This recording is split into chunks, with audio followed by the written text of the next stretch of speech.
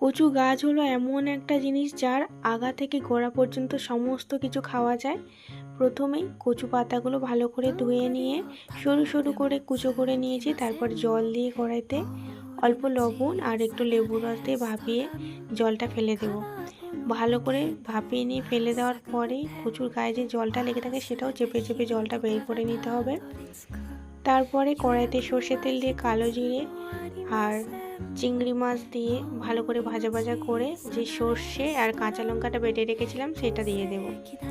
তারপর উপর থেকে একটু লবণ, হলুদ আর কুড়ানো নারকেল দিয়ে উপর থেকে যে শাকটা সেদ্ধ করে রেখেছিলাম সেটা দিয়ে দেব।